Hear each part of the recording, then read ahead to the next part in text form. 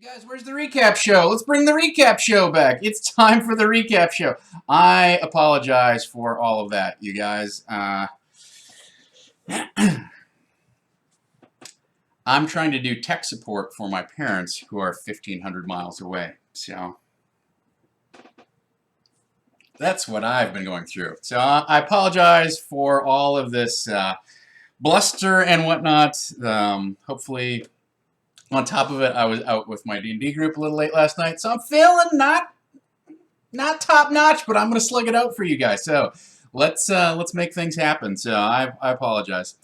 That is the word. Let's talk about what's going to happen today. So as I said last night, I ran my very last finale session of Storm King's Thunder, end of the season, 6 months from level 1 to level 10, end to end Storm King's Thunder campaign. I will admit to have modifying several modifying things. Did I verbiage English right? Yes, maybe. I modified this. I want to say heavily, but I had to talk about it, with my group last night. And I was like, it was probably like 60-40 of running straight out of the book and then remixing and editing and mashing together encounters and changing, adapting the storyline, etc. So I will be the first to cop to the fact that I did not run this straight out of the book, right? But I think part of the job of any good adventure is to inspire you to tell an interesting and engaging story, right? And in that sense, it worked. That's what the book did. Now, part of Adventures League is try and run it as straight as you can, but you simply can't do that with a 248-page hardback adventure even in 6 months, right? We could have played this campaign for a year. So, all right. With all of those caveats in mind, let us talk about today's topics. We're going to recap what happened in the session. We're going to talk about some missed opportunities, maybe things that didn't quite go the way that I wanted them to go, or what have you.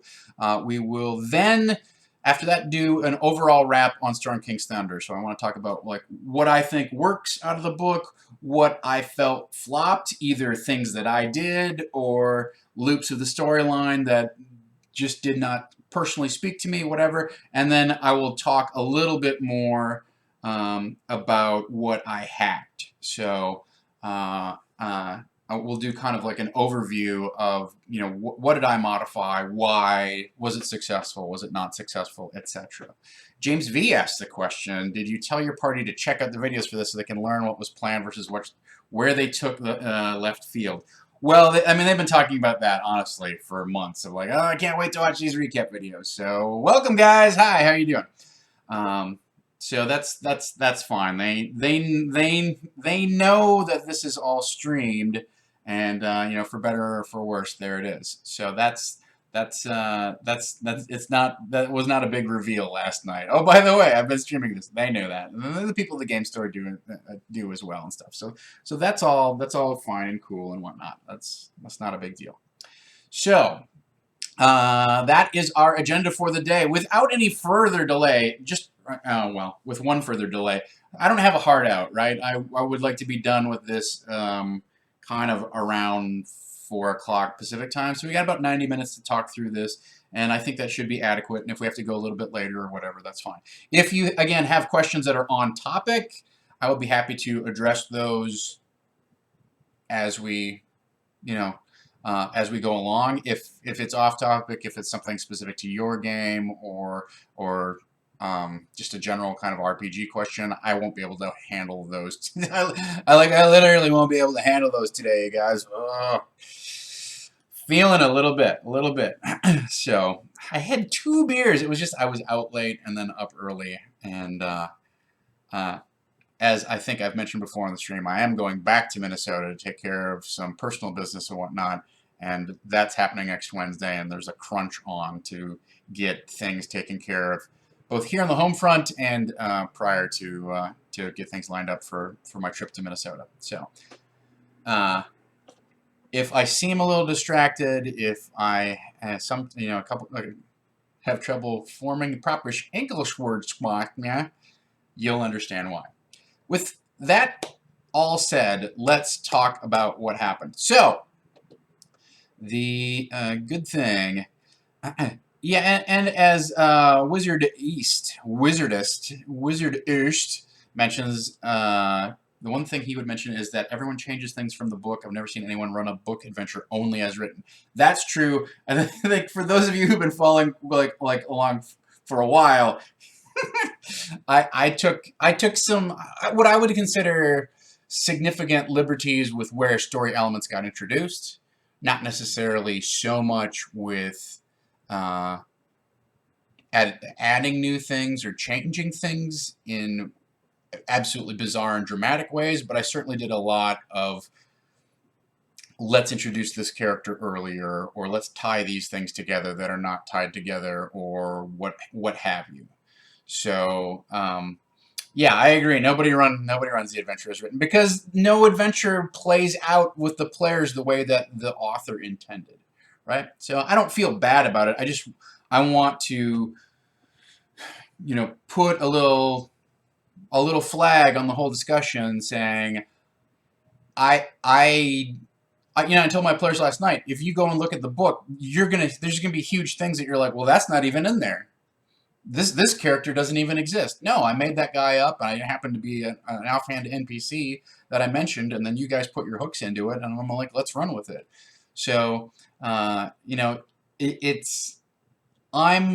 reflecting on my personal run of this adventure, how my version of the campaign spooled out, and of course, any disclaimer goes, your mileage may vary with your own home game. So I think there's a lot to inspire you here. There's certainly a lot of modular pieces that you can either pick up or discard, use as you see fit, and I think that's one of the real strengths, but we're going to get to that here in just a moment. Yes, Randy, I knew it was you. Gotta sneeze. It's not going to happen just yet. All right. You have not missed the bloody recap. So, all right. Where do we want to dive in? Well, let's dive in with the recap of the session. So, I had given the party number one, I did a huge cutscene for them of Felgalos the dragon arriving on the deck of their airship and telling them you've got 14 hours to get this thing, and before the Imrith is actually conducting some sort of ritual, and the timer ticks down in 14 hours. So I put some plot pressure on them so that I was hoping our session would not turn into, well, now that we know who it is, why don't we go, shopping in Waterdeep, and why don't we go talk to these people, and let's see if we can find any more information. And those are all legitimate and valid things to do when you're in an adventuring party, but we had one session left. So maybe if I had been better about my pacing, that could have been the session before. I could have trimmed that up, and they could have gotten that information and done that or whatever. I thought maybe they would do some of that sort of strategizing in the private Facebook group or whatever. But so I put some extreme time pressure on them and gave them a scroll of teleportation, and that was like, here's a drawing of where you want to go. That's the best I can do, and away we have at it. You got 14 hours to do whatever you want, but at the end of those 14 hours, King Hecaton's soul is going to be destroyed and absorbed into Imrith the dragon, and that's that.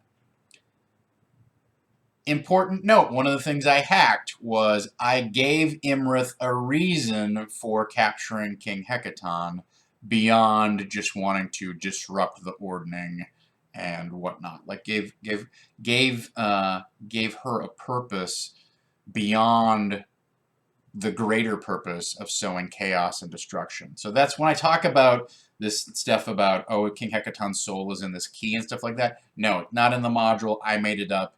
It was a way of really kind of putting some focus on Imrith as the bad guy. Maybe a little cliche. Fine, okay, whatever. I'll cop to that too. But in the setup that I did, they physically split Hecaton's soul from his body, and the Kraken Society got the body, and Imrith got the soul. So, And that way, if the Kraken Slarketherel did somehow, like, spin off a chunk of the body or something like that, and they tried to resurrect him, they couldn't because they've got his soul trapped, right? All right, so that just gives you a little insight into what's happening in the finale here. So I put them under some time pressure, gave them the scroll of teleportation, and said, you got 14 hours to attune to whatever magic items that you want, prep any spells that you want. Here's your potions, 6 potions that turn you into giant size, and have at it. I did not send the Storm Giant, Flight of the Valkyries in with them. Felgalos is like, I've got one other thing to take care of. I got to go. And he took off, and that was that, right? Okay, great. So we start the session off with about 30 minutes of what magic items do you have? Is there anything that is there an expendable thing that you have? Who's carrying what? Like typical kind of like crapping your pants kind of, oh, this is going to be a big fight and what are we going to do? So that's fine. That's honestly what I expected. And I thought it would take an hour, and it was half hour, 45 minutes. It was a little bit tighter than maybe I expected. That was offset by the fact that, okay, you're going to read this scroll of teleport, and you're going to hope that you don't have some sort of mishap or what have you. You want to try and get close to where this thing is, what this thing is, right? Fine. Well, they'd only viewed it, like they hadn't viewed it once. They they got a description of it, essentially. So the Dragonborn, the Dragon Sorcerer, the Dragon Sorcerer rolls the dice to cast a spell and gets mishap, so everybody takes 3d10 force damage, and then the DM re-rolls. So I re-rolled, everybody took another 3d10 force damage as they got mishap again. Like, you can just keep stacking up mishaps, and then finally it got, like, you're off by, like, I don't remember exactly what the results are, but the net result that I ruled was they were 50 miles away from their destination. I had them do some kind of survival checks of, like, where they thought they should be and whatnot, and like, okay, well, we're in the middle of this desert, but there's a big ice shelf over there, and it looks like maybe there's a forest on the horizon over there, so we want to go up north this way. And then I thought I posed them with a perfectly valid challenge of try to move 50 miles as quickly as you can before the clock runs out on the ritual. It turned out 50 miles is actually a fairly significant challenge when your only spellcasters are a sorcerer and a bard, and they haven't really generalized in utility spells, right? So after a lot of, like, head scratching and looking at your sheet and what can we cast and how can we make things lighter, and if I get bigger, do I move faster? They finally decided to have the bard polymorph into a giant eagle, which is a size large creature that can fly 60 or 80, and then they were going to have the eagle drink the potion of giant size to turn it into a huge creature, which is not quite a rock, but is large, or is huge. And I ruled, well, that moves like 80 or 100. But the polymorph only lasts for an hour. And then they trapped themselves in the rules conundrum of, at the end of the hour, they have to land and polymorph back into whatever, into the bard's human form, and then he has to cast the spell again. But the potion acts for 24 hours, but it doesn't, but the spell, if you're a huge-sized creature and you cast the polymorph spell again, you polymorph down to a large-sized giant eagle, and you can no longer carry the party with you, right? So that's where they decided we can really only fly an hour, so we've got to find a way to fly 50 miles an hour. Okay, well, they flew as far as they could, which I ruled was about,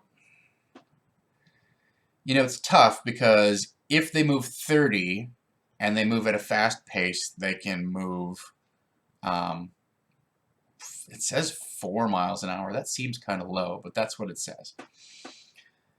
If they move 60, then it follows that they should be able to move 8 miles an hour. And if they move 100, then they should be able to move about 10 miles in an hour. Well, that's only 1/5 of the distance that they needed to cover. So they did that, and they're like, well, I guess our only hope is to like get up in the air and then look around for a city or somebody. You know, they didn't even say somebody. They just said look around for a city or something. See if we can keep an eye out for something that will help us. All right, fair enough. That makes sense. That's a good idea. So they got up there. I gave them all perception checks. The cleric, you know, is aces at those things. And I decide, okay, I'm looking at my dragon encounters, or my various encounters, and I find that there is a random dragon encounter in the table. So I had them find a random dragon.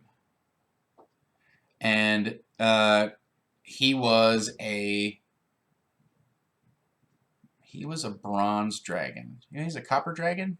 He was a copper dragon. Well, Felgalos is a bronze dragon. Anyway, so the Dragonborn Sorcerer starts talking to him in Draconic and trying to kind of like wheel and deal him. And he's just sitting on this rock, kind of like picking his teeth in the middle of the desert, trying to entertain himself. So he's more than happy to have this audience with this, you know, school of bumbling adventurers.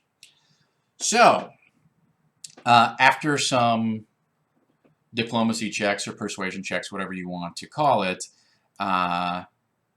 they dropped Felgalos' name, and they're like, do you know Felgalos? I roll a nat 20 on that. I know Felgalos. I'm best friends with Felgalos. You let him out? Oh, okay. Well, if you let him out, you know, you're probably braver heroes than I think you might be. So I will be happy to to give you a ride. Now, if I'd been like a huge jerk, I would have said, but I'm only size large, and I can't carry all of you. So unless you have a way to make me size huge, I don't see how I can help you. But at that point, I was just like, let's get, like, it was like 8:15 or 8:30 or something like that. I'm like, let's get the encounter started. Oh my god. So they fly on the dragon and they land. And that brings us to a little thing that I would like to share called Picture Time. Hey everybody. Oh no, I'm tiny now. I'm just a postage stamp. I'm just a postage stamp. Well, that's alright. So, Panzerbar and Blue Plain Creek. Thank you so much for joining up with us. Awesome.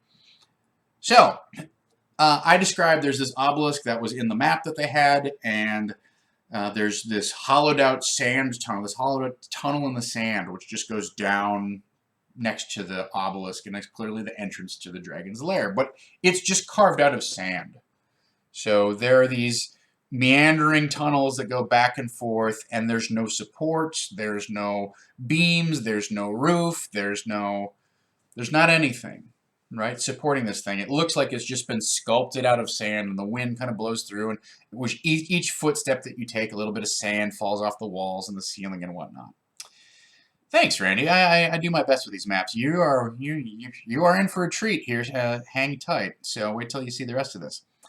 So what I did was I did this meandering sand cave that I rolled out, and as they get down there through them, I tell them, you see a bunch of those obelisks. Remember Nightstone, when you were first in Nightstone and you saw those giant inscribed obelisks? Well, you see a bunch of them down here. It's almost like a collection of them.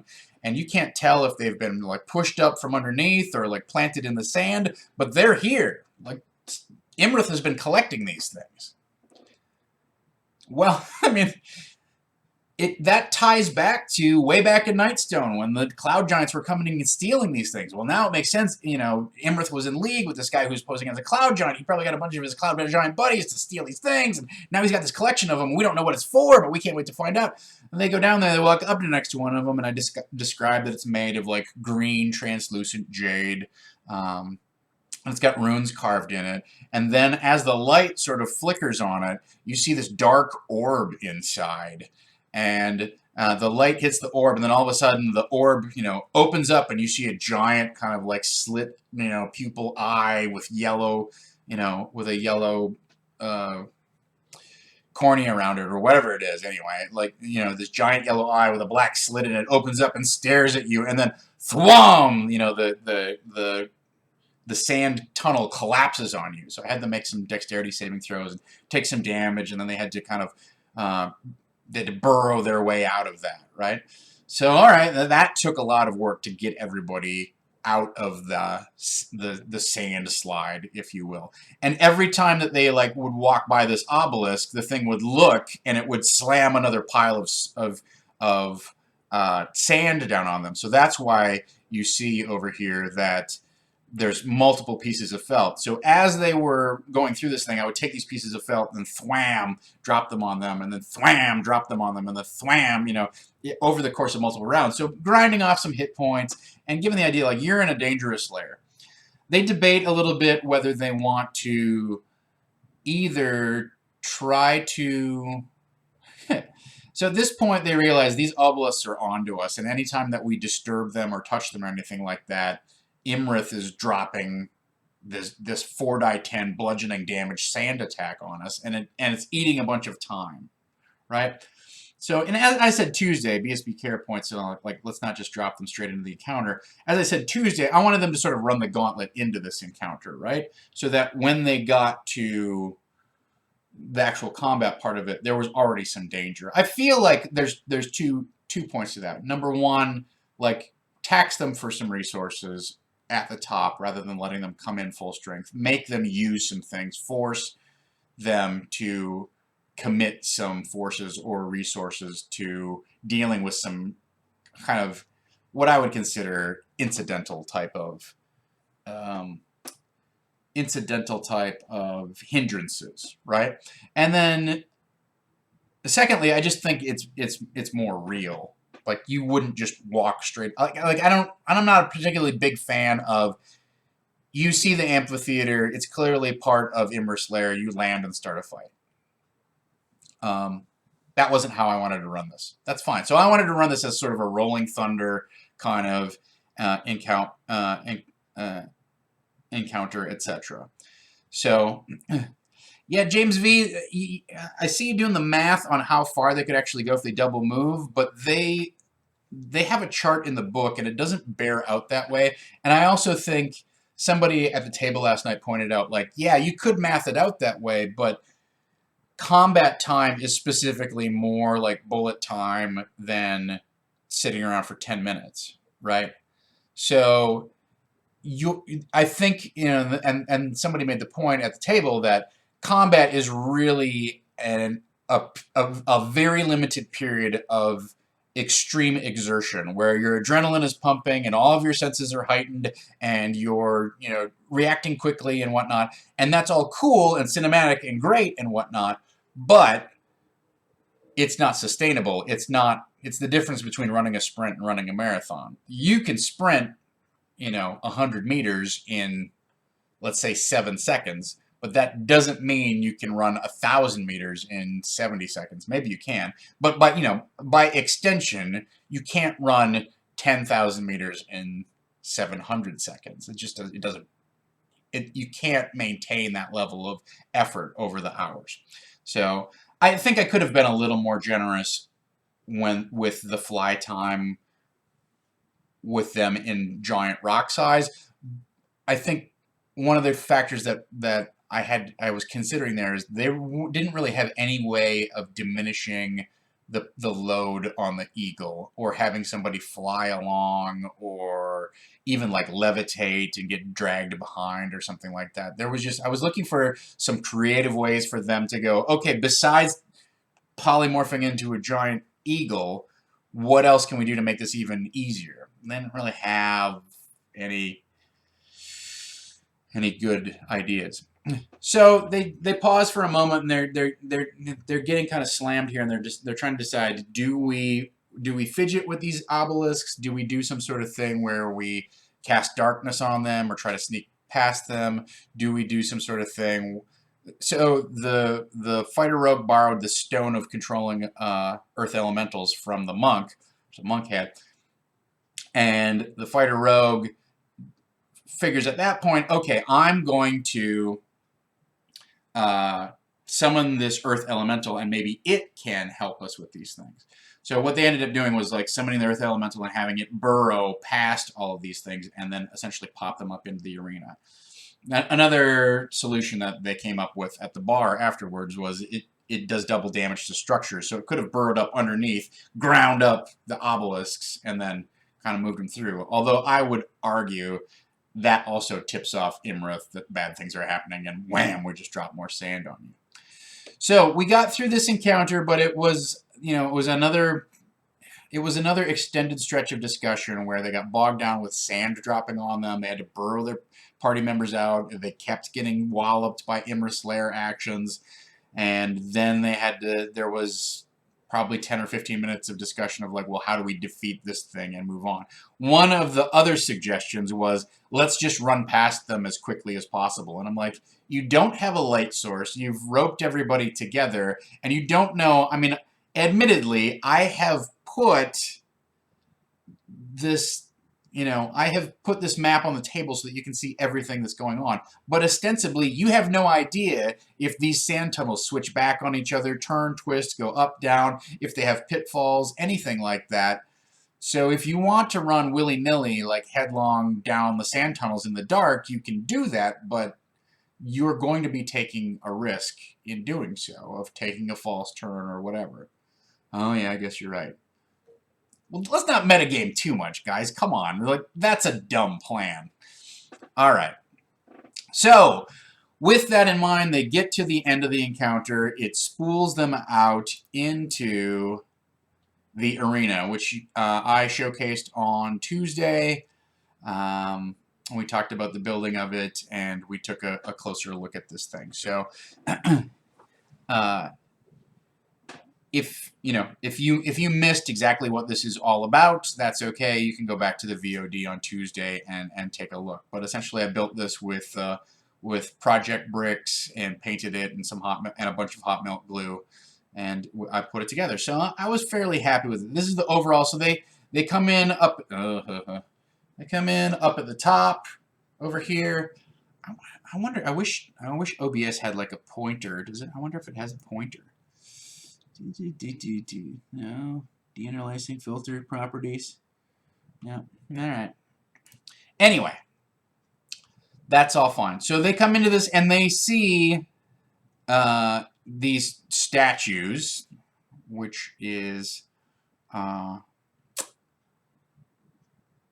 are very clearly gargoyles, right? Like, let's not fool ourselves. But then they're also greeted like, welcome to the lair of Imrith, the doom of the desert, the scourge of Honorok, the dragon of statues.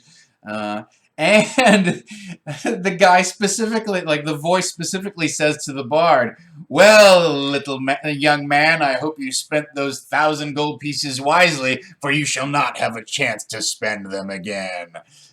Which is a little hint that when they actually get within range to see what's going on, he reveals himself as the Yellow Merchant, the mage that they met last session in Waterdeep, who gave the bard 1,000 gold pieces to let him get away. So that was a nice twist of irony right there. He cut a deal with that guy, and he took off and immediately went back to Imrith and was like, doot. So that's the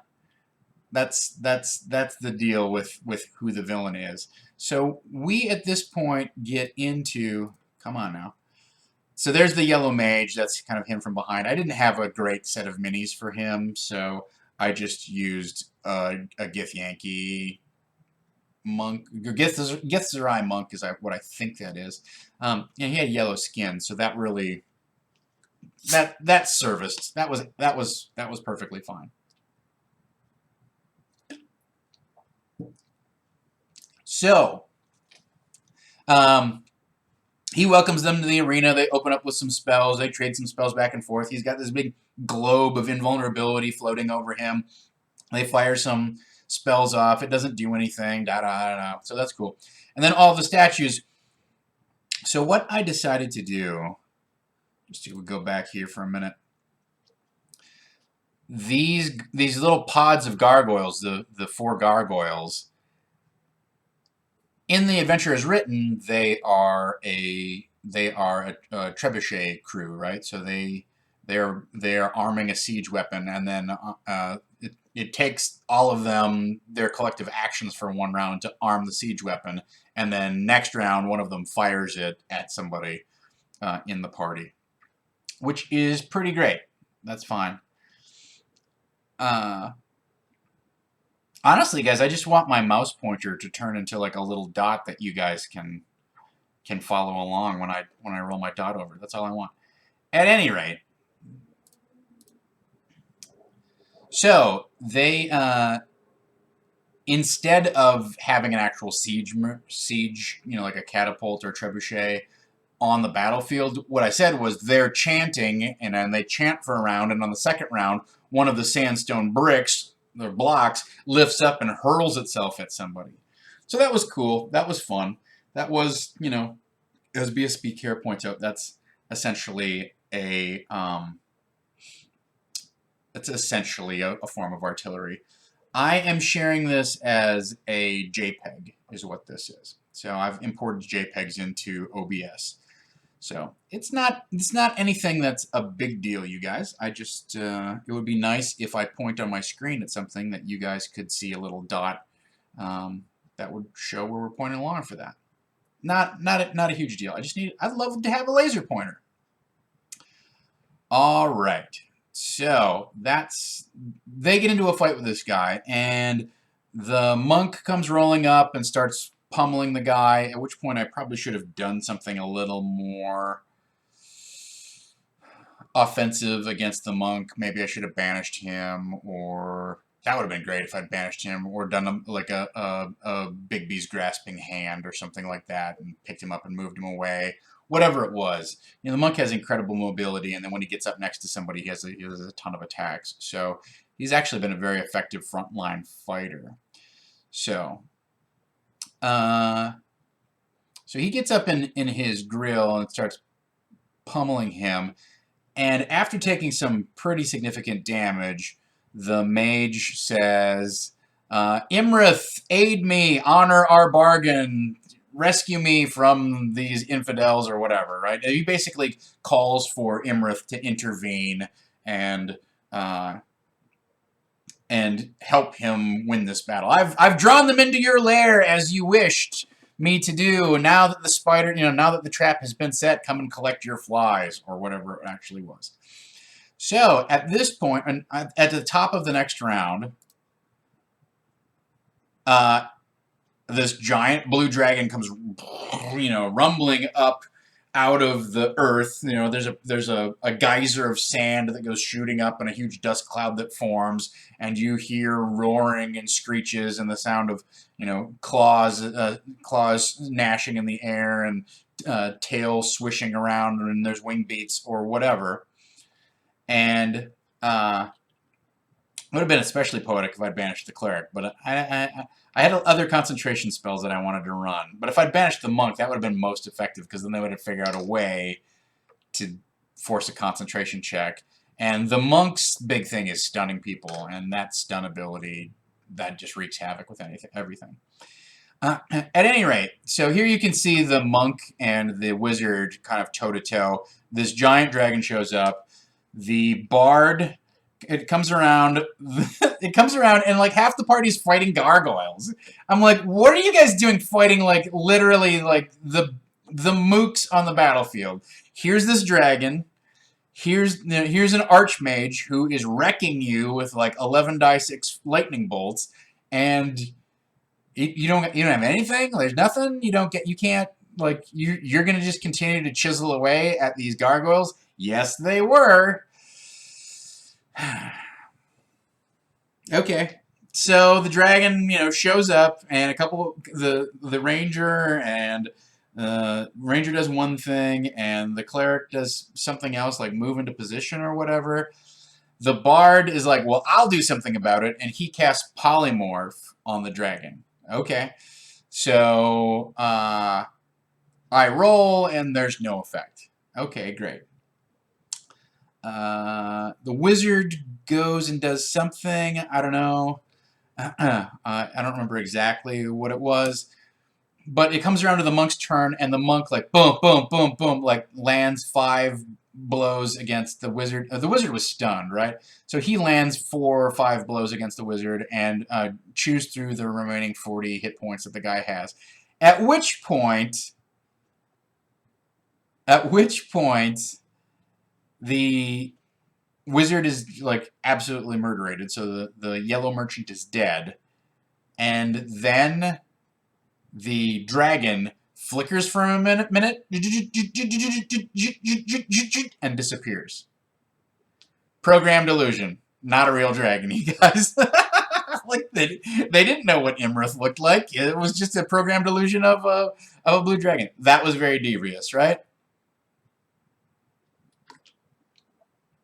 I will say, I had my suspicions that maybe my players were eavesdropping on my preparation, and I knew that I had shared this portion of the plan so far, but if you're going to be a dungeon bastard, you got to keep a little bit in reserve, don't you guys? Just keep a little bit for yourself, just a little taste. That's all I have to say. So at that point, the ground rumbles, the arena shakes, there's tumbling, and there's this massive collapse. There's a huge cave-in as the sand pours down in a funnel into a lower. Oh, this is a top-down view. This is a bigger map of what was going on. Yeah, so that's another overview of the battle map. All of this stuff collapses inward into a big swirling funnel, and they land in this whole new sub-level underneath the arena, right?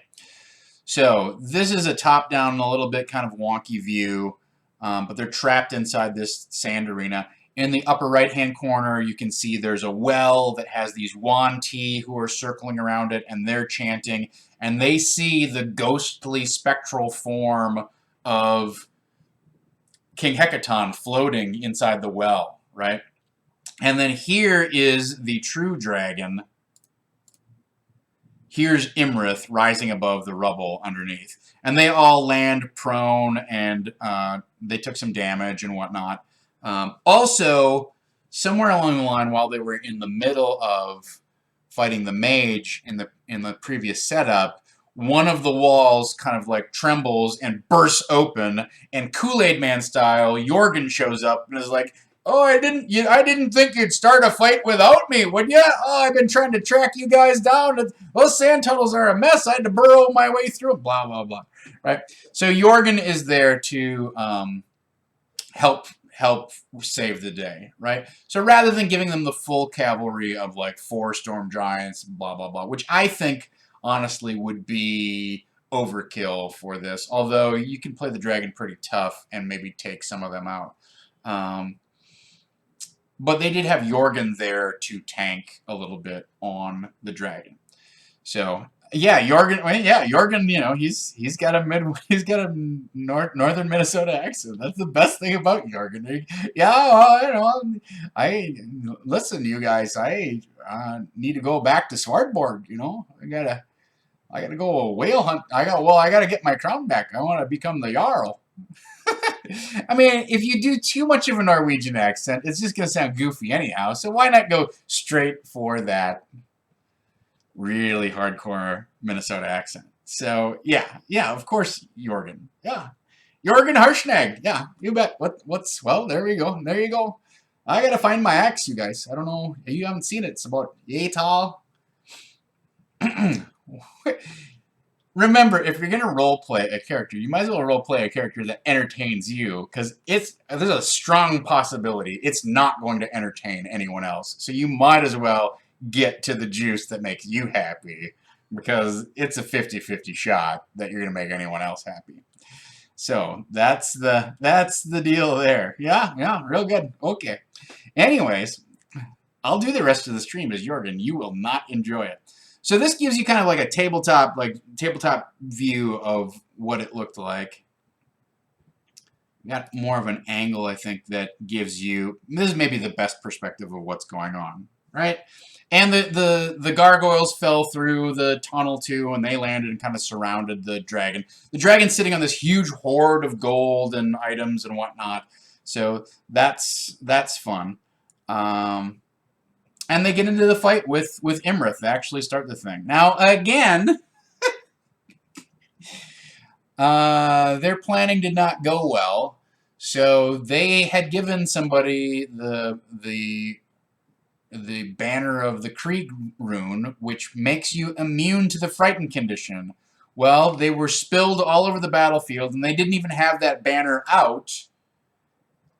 And so they all had to make a DC 23 wisdom save or DC 20 wisdom save to avoid being frightened. And I can't remember if anybody failed. I think maybe only 1 or 2 people failed. All right, well, that's fine. But, again, rather than going and tanking on the dragon, which they didn't want to do for some reason, they decide to start engaging the gargoyles again. Like, why do you guys... Like you can clean up gargoyles. Like, you know what? The gargoyles literally do a d6 plus 2 damage. Nobody cares, dude. Like, you are taking 6 points of damage around. Why, like, from these things? They are not the threat. That dragon has a 16 die 10 lightning breath. He does 88 points of damage with his lightning breath. Maybe focus on the dragon. No, we got to take care of all these gargoyles before we get up there and we start working on that dragon. Okay, alright, so at this point we're really running late into the session, and I'm trying to move things along and keep an initiative tick rolling and whatnot. The final climactic things that happened were the fighter rogue runs up to the...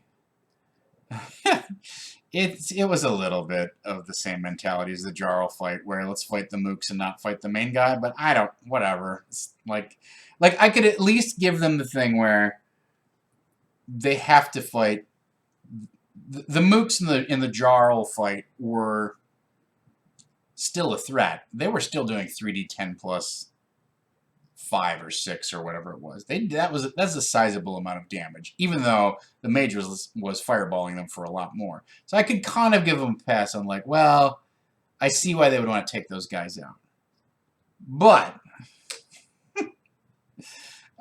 in this case, like, the gargoyles, like I said, do a d6 plus 2, and they have 50 hit points, so they have enough to stay in the fight for a little bit.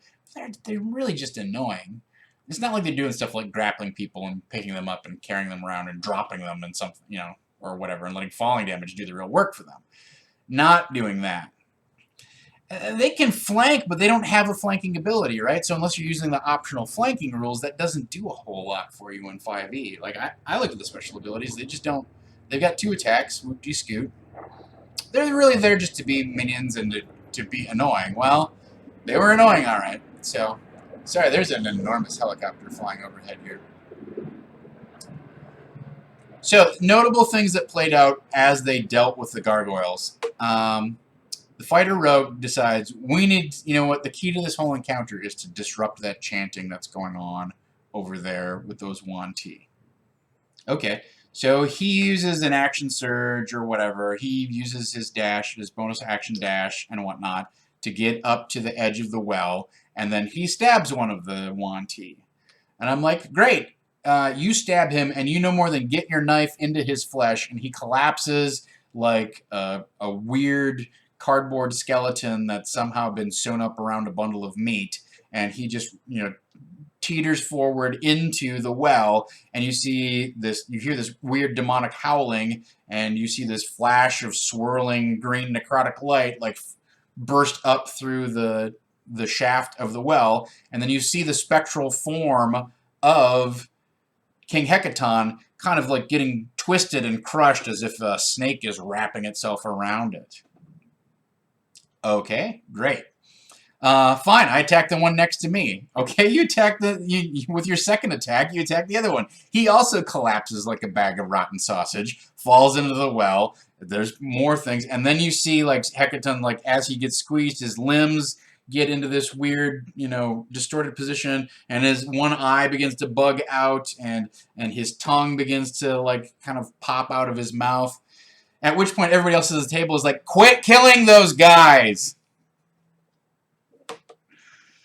You know, the rogue is the guy you have to tell everything twice to because he's got an 8 intelligence. Alright, that's fine. Well, the light goes on, and he's like, can I action surge and jump across the well. Because I had, before he even started killing anybody, I'm like, well, now that you get up close, you can see it's the spectral, ghostly form of King Hecaton, but he's wearing this large crystal key around his neck, and that seems very solid and real and is pulsing with some sort of like light or whatever. He was like, oh, I don't want to risk blowing that athletics roll, so instead what I'm going to do is kill these guys. Well, that's 50-50, fair. All right, whatever. So he uses his action surge to jump through, and he snatches the key, and Hecaton's ghostly form disappears from the projection of the well, and he feels like this surging lightning in his fist. Bzz, bzz, bzz, bzz, bzz. At this point, it's like 10:40. The store's kicked everyone else out, and we've got 15 minutes to wrap everything up. And I'm like, all right, there's one more round of combat, and then we're done. No matter what happens, we're going to go through this tick one last time. So if you're planning to do anything about this dragon that's in front of you, now would be a great time to do it.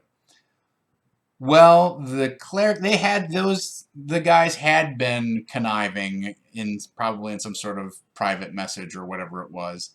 And the cleric rolls up and casts Contagion on the dragon.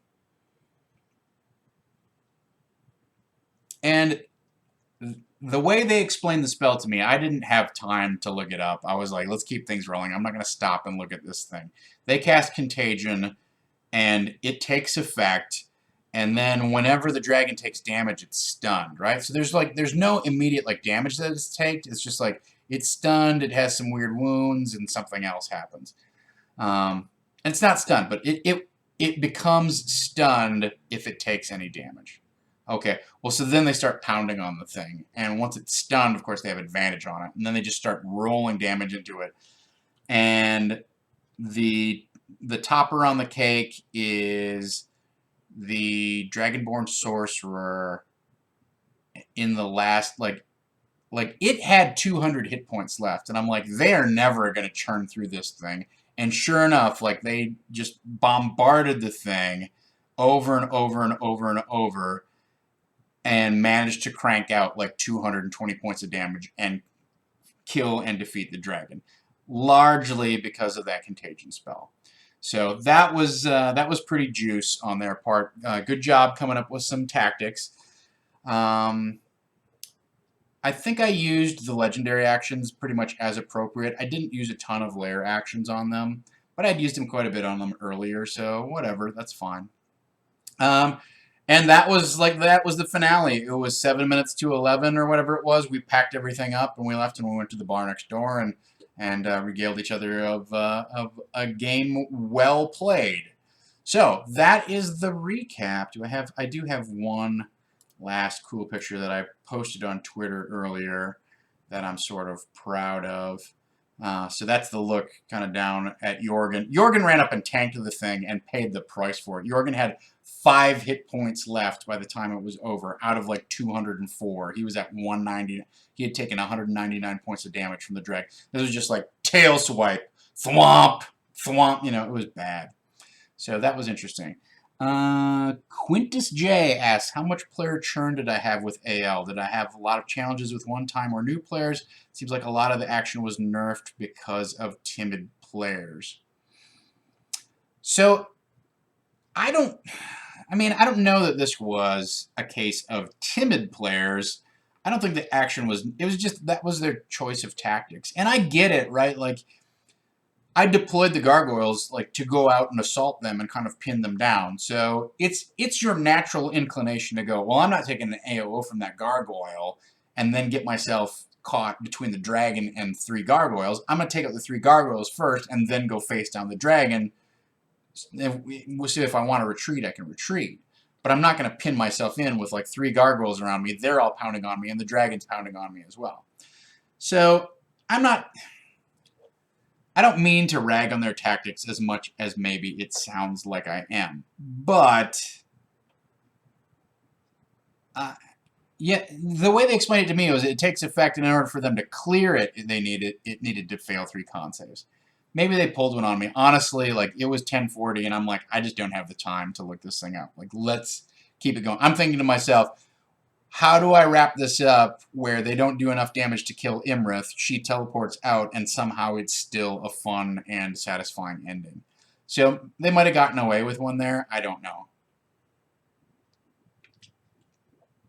Um, I can look it up. Maybe I'll go back and look it up and see what they did. But I was like, let's keep the action moving, because the last thing I want to do is get bogged down in a rules discussion of like, here's the other thing to consider. If I say, oh, okay, you cast that, legendary save, it doesn't work, or she'll use a legendary save and none of that stuff will work. Then we have to have a 5-minute sideboard of, well, what do you want to cast instead? What do you guys think? I mean, I'm not going to cast that. So yes, it was a generous interpretation. I was taking them at their word. Fine. That's the deal. So yeah, the players are pretty risk averse. The Dragonborn Sorcerer likes to hang in the back, and actually pointed out that he'd never gone unconscious the entire adventure, which I think is probably true. He liked to hang in the back and shoot ranged attacks. The Ranger, likewise, would sometimes get into business, but if he could like retreat around a corner and hide, he would do that.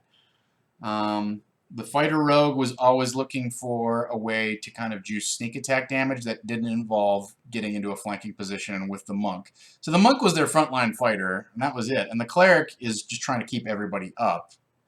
And the Bard was sometimes their frontline fighter, but also kind of their utility guy. So it was a weird thing. I didn't have any player churn. Everybody who started the season with me finished the season with me. As far as I know, most of our tables finished the season with close to a near full complement of who started the season. So we didn't have a lot of churn. Now, our game store has become a lot more rigid about pushing people away. Like last season, you could show up mid-season and they're like, we got to find a way for you to get in on a table. So they would like, we had tables of like 8 people plus the DM. I played at one of those tables, and it's just not fun. It's crowded, it's noisy, it takes forever for you to get to your turn. Half the table is distracted or talking with each other in a sidebar conversation. Like, it wasn't good. So it didn't make a lot of the veterans happy about the fact that they enforced a strict 6-player limit, and that three places at each table would be reserved for newbies. But it worked out. Like, it's fine. So that's the buzz. That's the like we didn't really have. The short answer is we didn't have a problem with player churn. And new players is just part of the game. You have to teach them how the game works. That's part of your mandate and mission as a DM and a player in Adventures League, is to be a resource for players so that they understand what's going on and how it works and what's happening, and how they can get the most out of their character and have fun.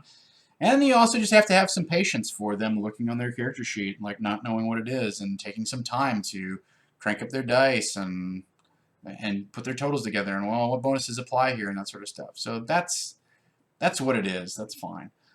So I will point out, in Adventurers League at the store, this season they had assigned tables. So once you were assigned at the beginning of the season, you were guaranteed your spot at that table with those players for the rest of the season, unless you missed more than 2 consecutive sessions. You missed 2, and then your spot was no longer guaranteed. So if you came back the 3rd week and was like, I'm ready to play, but they had assigned somebody to your table, it's fine. We didn't have a ton of as far as I could tell, newbies coming in midway through. So that's that was it. That's picture time. That was fun. Hopefully that gives you an idea of how the battle played out. I was especially proud of, oh, you think you're in the final fight? No, that was just an illusion. Now is the final fight. And in fact, they didn't realize until halfway through fighting Imrith herself. They're like, hey, wait a minute. The Bard just like completely blew a polymorph spell on that programmed illusion, didn't he? And we're like, yeah, he sure did. And then the best part is, if they had actually attacked it with a weapon, you would have seen the weapon like swing straight through. Like, it doesn't have any solidity to it, right? So if they had done a regular attack of any kind, either a melee or a ranged attack, they would have noticed that it was an illusion, and maybe they would have saved some spell resources. But because they're busy with otherwise engaged, that's not my fault.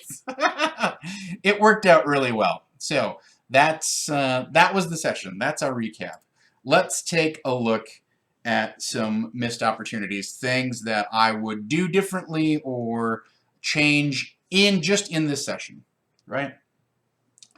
So a couple things. You know, I let them talk for half an hour about whatever they wanted to talk about. That was fine. I should have had a better backup plan for the teleportation scenario, because that was a stickler. They did not, like, I'm sitting around like watching them brainstorm, and not, like, the well is dry. They have nothing to come up with, like, how can we make this move faster, other than their one idea of transforming into a giant eagle and then drinking the potion of giant size, which made it a huge eagle. So I did knock down the bard. I didn't outright kill him. I guess I probably could have. I probably should have sent some gargoyles after him. He went down, but I don't know if I had a chance to do that or not. I should have. So I would have killed somebody. I probably would have. So that's that. All right, so I would have made that travel challenge. That was just, it kind of ate time, and it wasn't particularly engaging. Like, you know, you got the fighter types who are sitting around going, well, I don't cast spells, and I don't have any magic items that aren't related to fighting, so I can't think of anything. Who cares? We get pixie dust in Nightstone that if you roll a 0, 1 through 70, you can fly for 10 minutes, but that doesn't do anything. All right, so I wouldn't do that, right? I wouldn't necessarily. I would have a better backup plan than, well, it turns out that there's a copper dragon in the area who happens to be friendly or willing to entertain some diplomacy. That way, it wasn't friendly. He was just willing to entertain some diplomacy, and also kind of take some shots at the players. Like, oh, you want me to fly you into the heart of the ancient dragon's lair? No, I don't think so. Why would I do that? And then they brought up Felgalos's name, and it was like, oh, well, that changes my mind. So that's one thing. I also would have exacted a higher bounty from that dragon. I would have said, give me one of your potions of giant size. And I think they probably would have given it up. The fighter rogue was sort of on the fence about it anyhow, about whether he was going to turn to giant size or just sneak around. So that's fine. So have some backup for when the teleport goes wrong, because there's a pretty good chance it's going to go wrong. The next stage where, if we just go back to picture time and take a look here,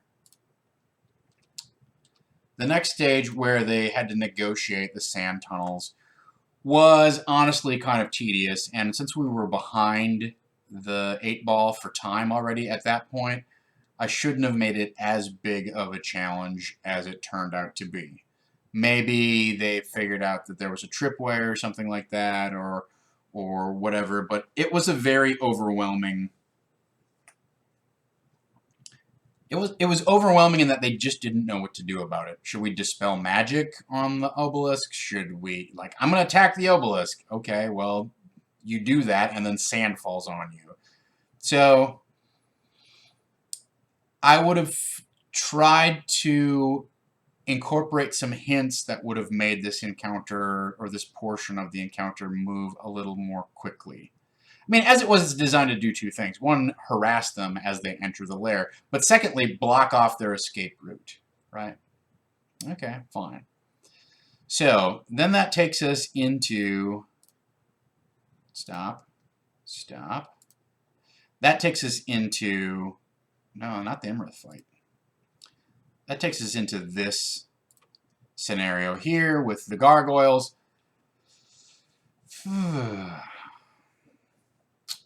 I don't know. I mean, I think I also would have maybe had Jorgen show up earlier. Maybe he's just like standing there by the obelisk leaning on his X going, I was waiting for you guys to show up. Like that would have been a fun little role-playing encounter too. So I got behind the times printing up stats and I made that first map, that winding map. I did that at the very last minute in about 20 minutes.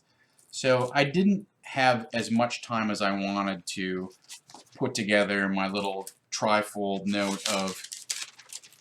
So I put together a sheet.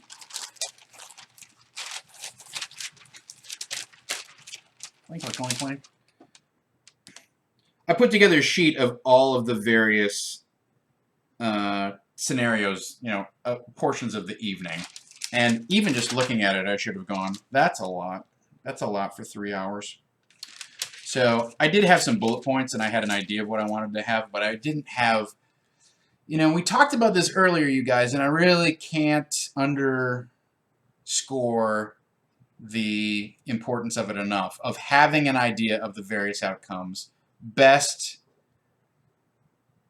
complicated setback. Best potential outcome, complicated setback, right? Like I would love to have had more of brainstorming and churning in my little DM prep time on each of those various scenes. This one went fine. I probably would have maybe cut down a few gargoyles. I mean, as it was, there wasn't 30 of them like it says in the adventure. I had 12. I had 12 gargoyles. All right, well, there's 6 of them plus Jorgen. Should be able to handle it. And an Archmage.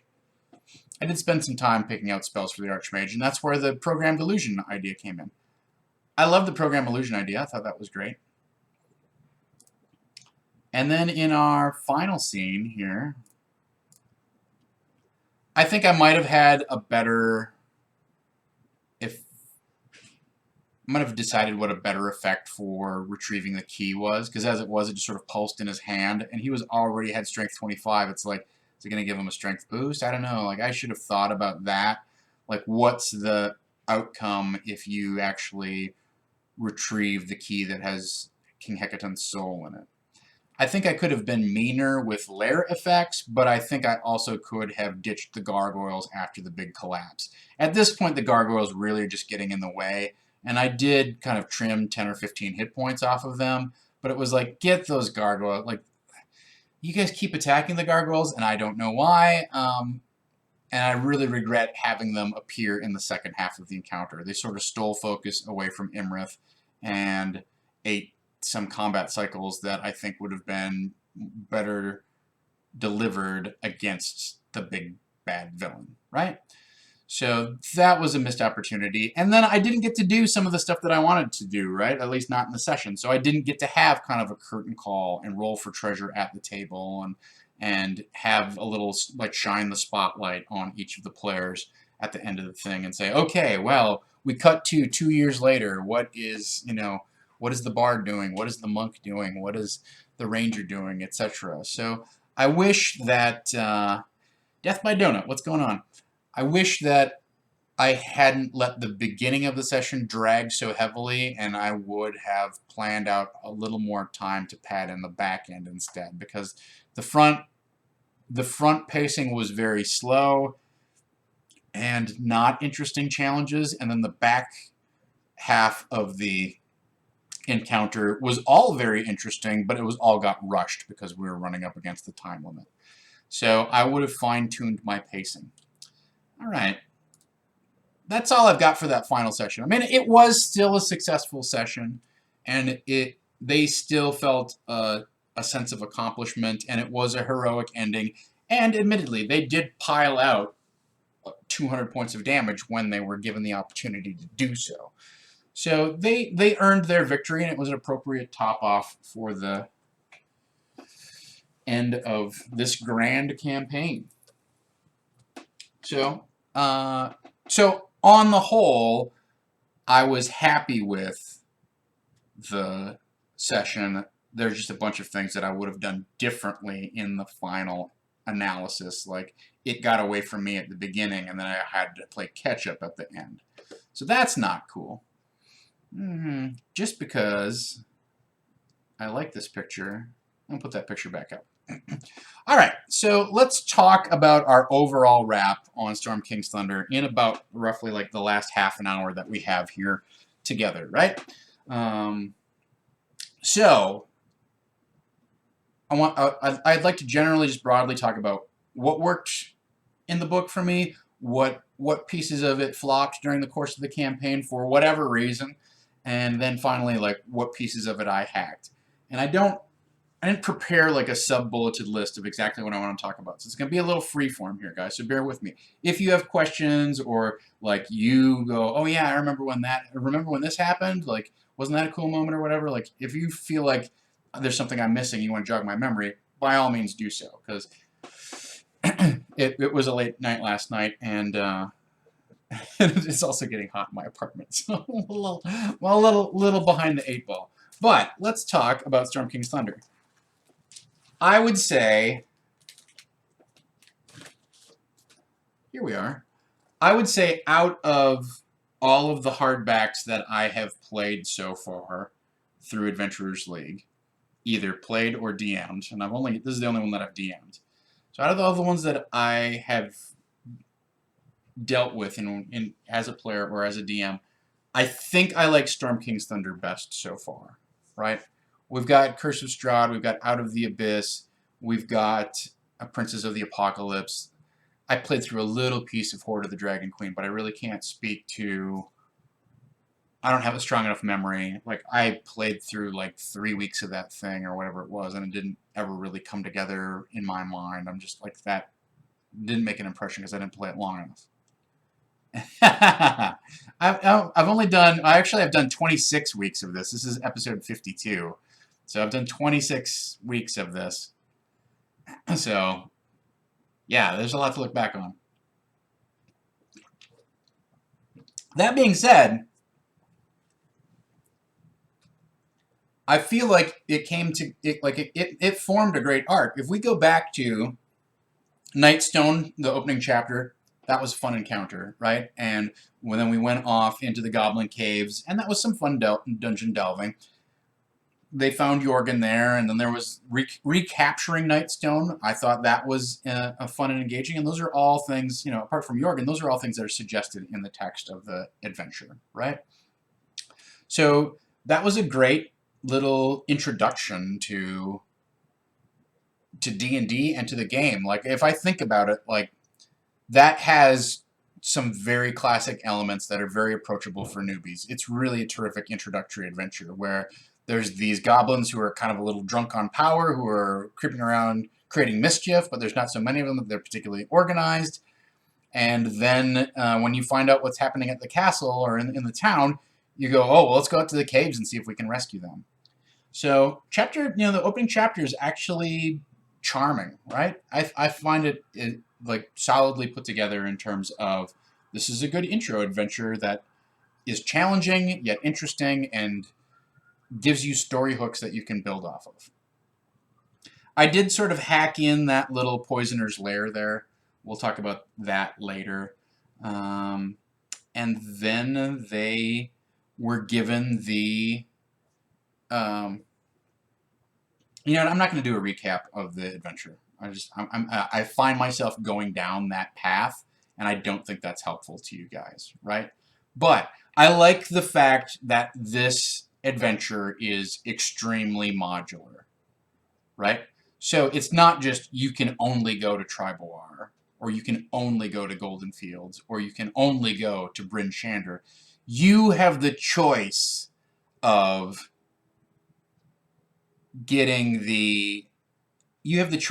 cherry picking the set of encounters or the kind of like showcase event that speaks to you. And that's a common theme throughout this entire adventure is, guess what? There's 7 different types of giants. Here's 7 different types of giant lairs. Use whichever ones you enjoy. You don't care about the hill giants? Great.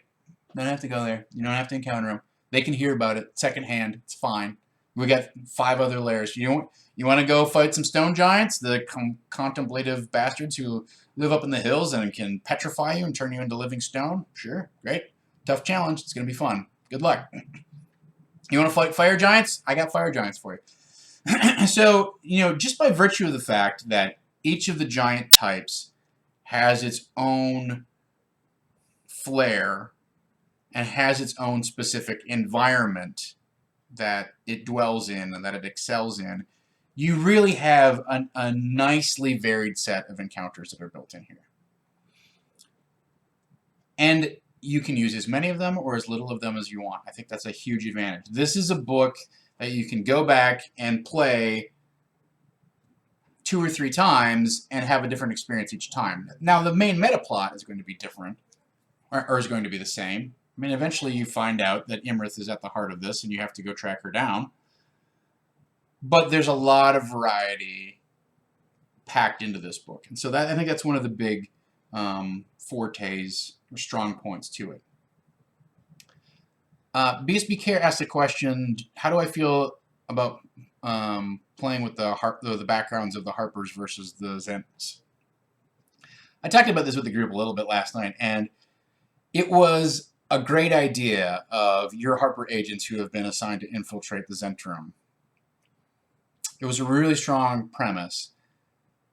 It did not work out for Adventurers League play, and in terms of you're not allowed to attack each other. It also did not work out for Adventurers League play in terms of we only have so many weeks. And it introduced this huge meta game issue where the guy playing the Zent could hear the Harpers talking about how they were going to backstab the Zents or kind of like, turn them in. And yet he's got to pretend that he's not listening to this, right? And it's...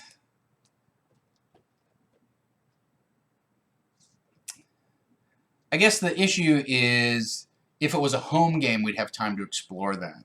But just that dynamic of distrust and it just sort of sidelined some of the action. Like, let's work as a team. It kind of weakened the bonds of the team in a way that I don't think was helpful. And so it slowed the game down in an unforeseen way. And so it kind of fell by the wayside kind of halfway through. That's on me, right? Like, that was something that I am introduced into the game. That's not in the book.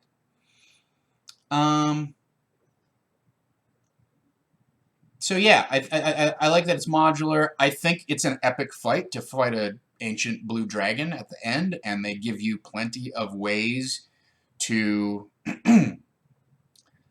participate in an encounter that should be wildly over your head.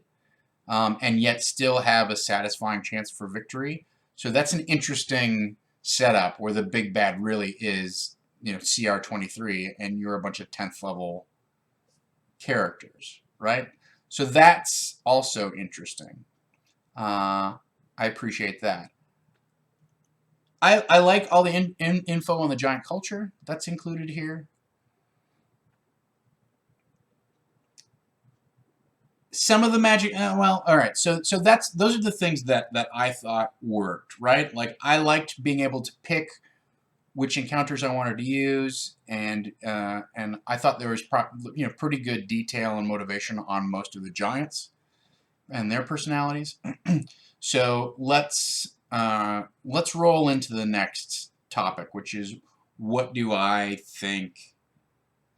Well, all right. Let me just put a cap on that, on what worked.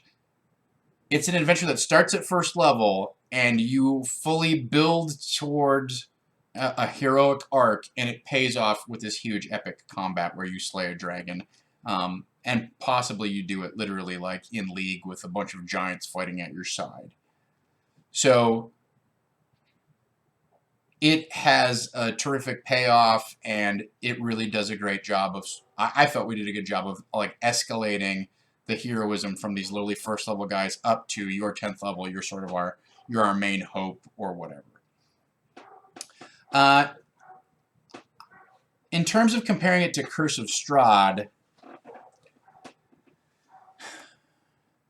so here's the difficult thing about comparing it to Curse of Strahd. Curse of Strahd is a product that leans on its roots very heavily, right? It is a reboot of Ravenloft, the original Ravenloft adventure, and there is an entire subgenre of Ravenloft, you know, the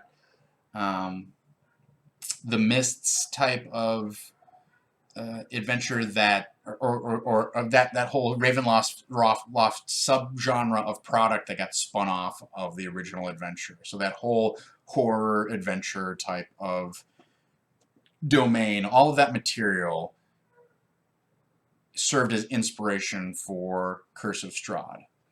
And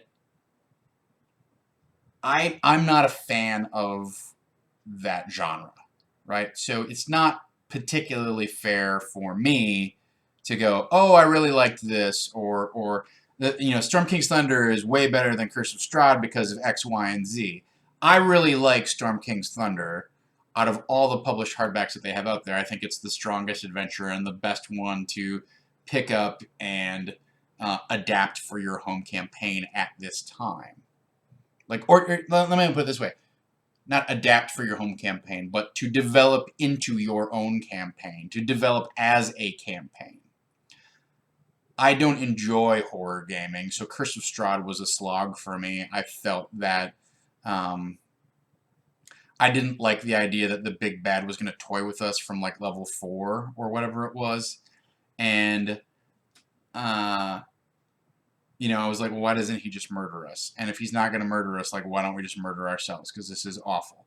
And then secondly, I didn't enjoy the idea that it felt like every single NPC that you meet in Curse of Strahd turns out to be some sort of character who's been touched by the mists, right? Who has some form of dark secret or horrible madness that they keep to themselves.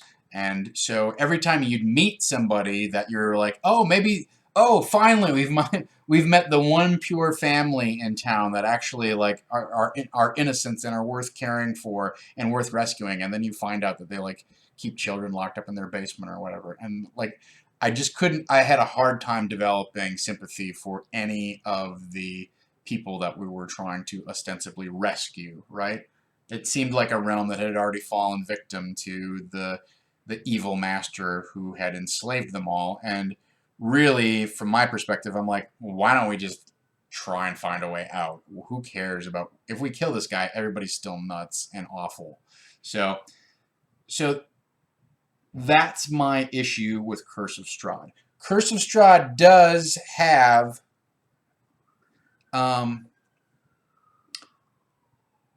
that same modular or remix type of component to it, where you don't have to visit all of the locations in order to fulfill the quest line, right? And in fact, the quest line is deliberately shuffled into a deck of cards so that when you initiate the quest line, the places you need to go and the people that you need to see are randomly assigned by the cards, by the Taraka deck, rather than, you know, everybody knows, well, now we have to go to the Eye of the Allfather, and then we have to go get a conch from one of the giants, and then we have to go to Maelstrom and talk to, like those key points, plot points in Storm King's Thunder are always going to be the same unless you deliberately decide to change them. Whereas in Curse of Strahd, the way that you collect the weapons to defeat Strahd varies depending upon what your deal of the Taraka deck is, right? So that's my quick take on how it compares to Curse of Strahd. I personally prefer Storm King's Thunder. I think structure-wise, there are some great things in Curse of Strahd. It's just that genre of gaming is not my bag. So don't, you know, my criticisms are about what I enjoy and not about what the intent was. Because I think Chris Perkins' intent was to put in, you know, a really evil, maniacal overlord villain who just casually toys with people and is sort of blasé about his immortal life and how boring it is. So why kill them? He's killed thousands of people. That's the easy way out. Why not toy with them and tease them and torture them? That gets far more interesting results than just outright slaying people. So I think, he was successful for what he was intending to do. It just is not suited to my taste. That's an important thing to keep in mind anytime you're doing any kind of criticism. And I see this in the nerd sphere a lot, where it's like, why did he do that? That's dumb, or that doesn't work. It's like, well, what did he intend, and did he actually successfully fulfill it?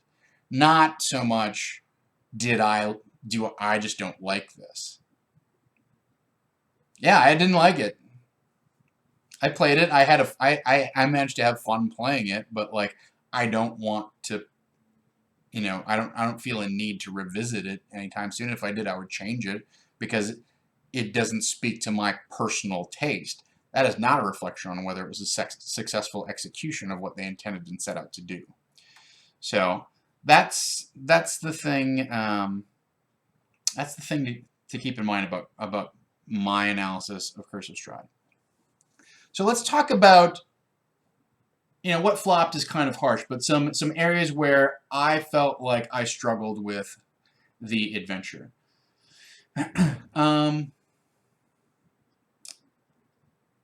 Chapter 3 is the overland travel where they go on all these side quests. And if you listen to one of the podcasts, you find out that they kind of had to bolt it on because there's so many different places that, the giant lairs are all over the Sword Coast. And what they realize is, like, you're going to have to travel from Svardborg all the way over to Castle Citadel Felbar or whatever, right? So there's going to be all these places in between. And yeah, they did the Sword Coast Adventures Guide, but it didn't have enough information. So that chapter 3 of, like, let's kind of walk the earth like Caine and Kung Fu, that didn't necessarily resonate to me. I liked the fact that there was something about a bunch of different places, right? If you go back and listen, you'll notice that I struggle with the fact that the description of those things tended to be, here's your one bar, here's your one inn, here's your one temple. That takes, let's cover the basics of, they're going to need to get some information from someone, they're going to need to sleep someplace, and they might need healing. So let's make sure those 3 things are covered. And incidentally, there might be 1 or 2 things that happen here if a side quest happens to be here or whatever. But for the most part, like, you get the 3 basics and that's it. And I would like to have had a way to flesh out those places a little more, in a little more detail. So that was tricky. I wish that there was a lot more information about the Kraken Society and who the major players are and how they interface with Imrith and how this whole plan kind of comes together. Is Imrith a member of the Kraken Society? Because it doesn't seem like it. So I wish there was more than just, like, you get like 3/4 of a page on the Kraken Society. I wanted to know more. And I wished I had more details about that. I did not, when you go to the Eye of Anam, the Allfather, the Oracle says, well, you're just a bunch of small folk. I don't know that you're worthy of receiving my wisdom, so why don't you go retrieve a bunch of giant relics and bring them back, and I will bestow my insight upon you. Now, you had just come out of a bunch of side quests that had you traveling all over the place. So to go to the Eye of Anam the Allfather and get kicked back out into a bunch of side quests where you have to travel all over the place wasn't engaging from my perspective. So I edited out for brevity's sake, because I could see the end of the campaign coming up on my calendar. I edited that piece of it out. I also think it's a little bizarre to have Harshnag just show up at the end of chapter 4 and go, hey, I need your help. And I'm glad that I changed that.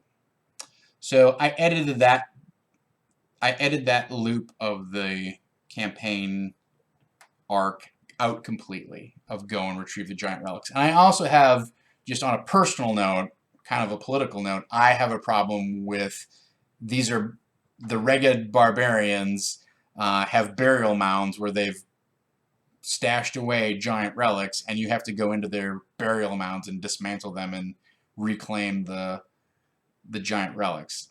That just the analog to, you know, modern exploitation of native peoples was just frankly a little too strong for me. I just didn't, it didn't jive, and I'm glad that I cut it out. I didn't see a need for it, and I felt like I was going to have a difficult time adapting that to handle it with any sort of sensitivity that wasn't going to offend my personal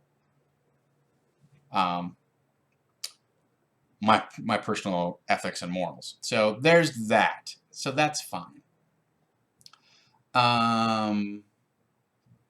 Yeah, I wish, you know, Christian Linky points out that there's a supplement called Cloak and Dagger that has a bunch more on the Kraken Society.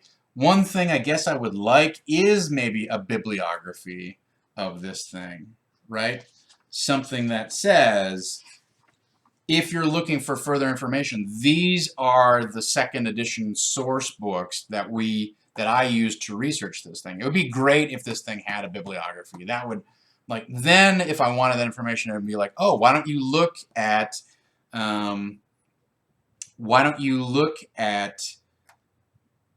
Cloak and Dagger? Why don't you look at the Villain's Handbook? Why don't you look at, you know, G123 against the Giants? Although that seems obvious, but it would be great if there was just a little, for further information, a little, like I said, a little bibliography, recommended reading if you would like to learn more. That would be terrific. At least then I wouldn't have to go to the internet and go hunting for this stuff, right? So, what else flopped for me? I was not a fan of, they find out Imrith's name from the Oracle, and then they just go to the court and go, you're the traitor, and the traitor grabs the coronal scepter and teleports off, and that's that. I preferred in my game to maintain the mystery of which one of the members of the court was the traitor, was the dragon in disguise. They knew there was a dragon, they just didn't know who it was. Although they got there and pretty quickly they were like, that's probably yeah, that guy's a jerk. Yeah, that's probably him. So I don't think that particular plot turning point really worked for me. And I changed a lot of things about the end game in terms of then the Kraken Society gets introduced and you have to go rescue him. I thought it was anticlimactic to just have them go visit Lord Dryland and he gives up the goods and gets ganked in the brain by the Kraken Society, and we move on to, oh, okay, well, let's go to the Trackless Sea and get Hecaton. To me, that took a little bit of the mystery out of the... I feel like the whole Kraken Society theme could be reinforced and developed a little bit more and maybe introduced a little bit earlier, so you could have some Kraken Society random encounters. I don't know that they're in here. I will say, too, the random encounter book section is really good for Chapter 3. But it doesn't have anything in here about the Kraken Society, and I think that introducing them earlier would benefit the player's understanding of their role in the plot. But you need to have, as a DM, your own understanding of what the player's role is in the plot. You know, if I get time, what I would love to do for you guys is take my sheet of notes and, you know, put this in a little more workable format that says, here's who did what, here's who's connected with what, who, you know, did what for what. Because sitting down and writing out this flow chart of who's connected to what organization and who's conspiring with whom really helped me understand the plot way better than anything that I read in the book. you really, one of the strikes against the book too is there's information in the introduction about this kind of like background to the adventure. There's information in Maelstrom in the court. There's information in chapter 11, which is the rescuing King Hecaton. And then there's information about Imrith in chapter 12. So there's not necessarily like one simple, easy, convenient go-to place that goes, all right, here's all the various players and here's what's going on. There's not a great concise plot synopsis or backgrounder on who the key figures are and how they necessarily relate. It's a little bit all over the place.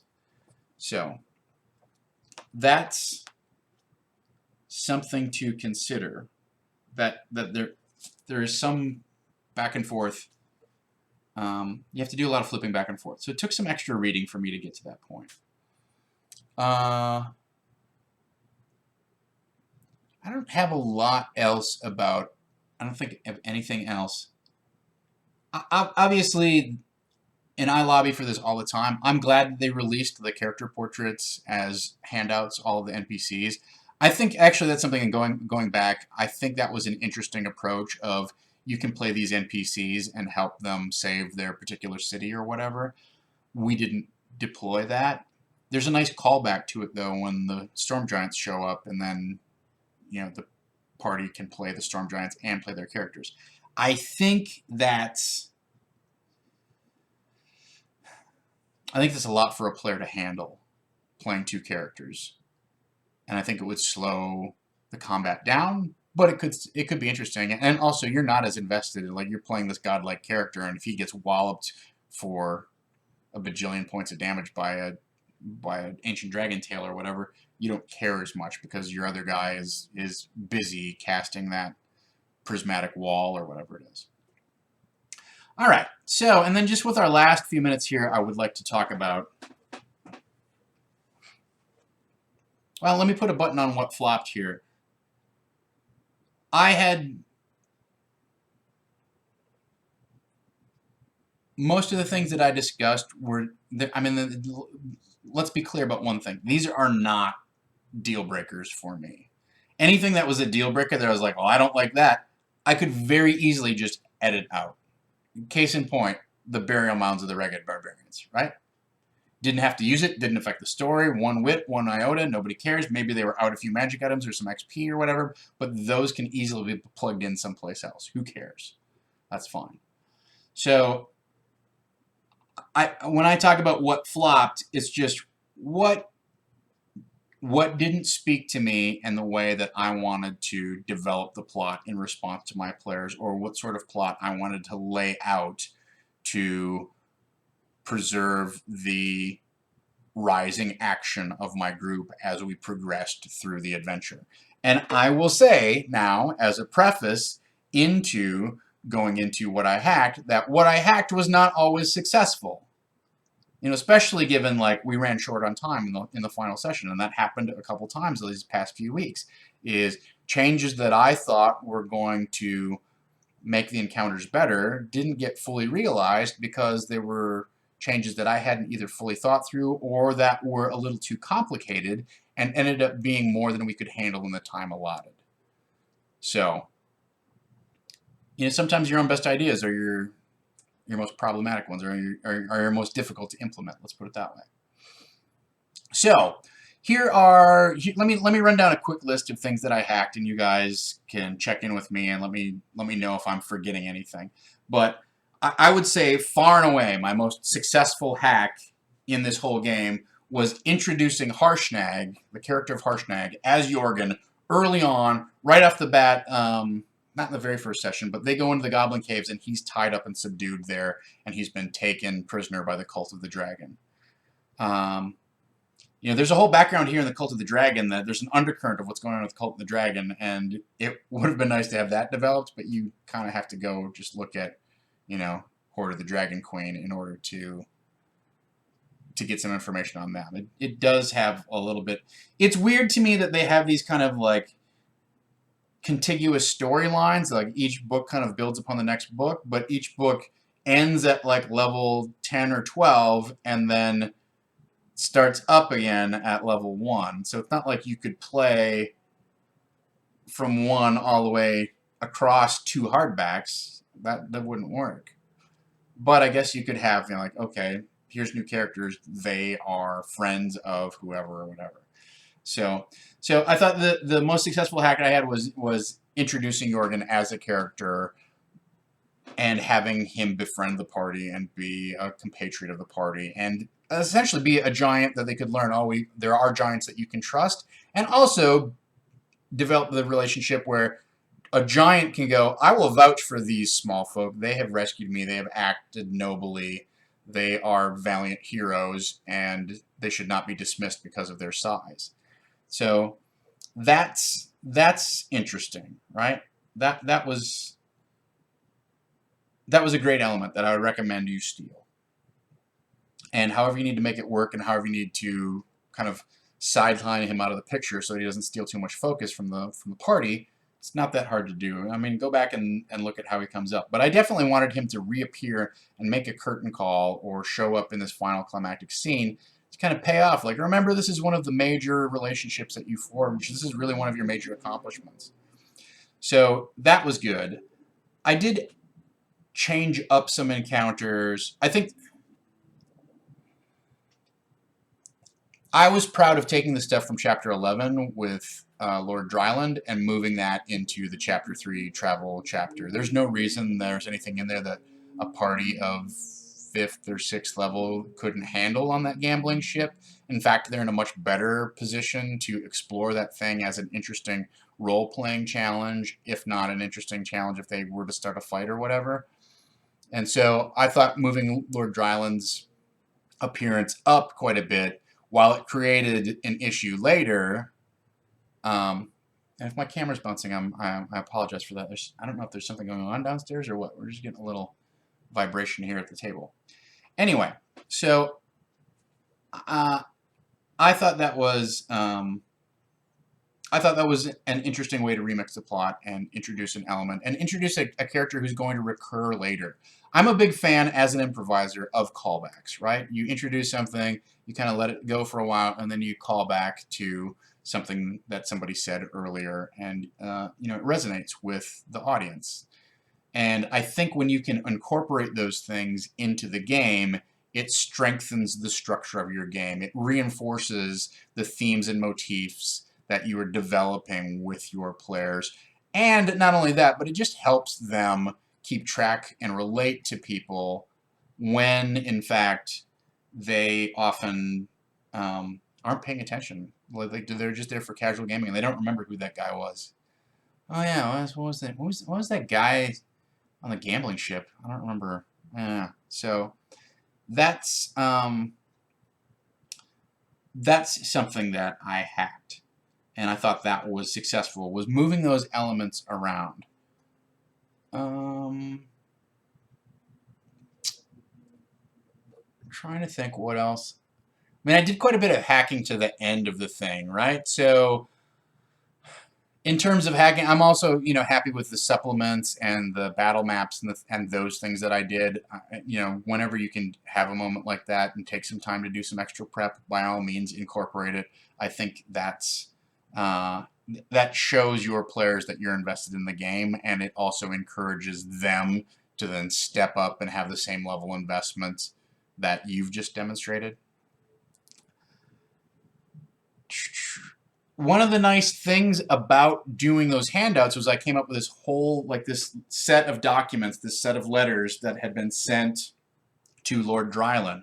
And that was another case where I thought it was particularly successful, of taking Chapter 11 and actually managing to incorporate Chapter 9 into Chapter 11 without making it feel like, oh, you need to go defeat this cloud giant because she's got a conch or whatever it is, or you need to get a relic from her, or what have you.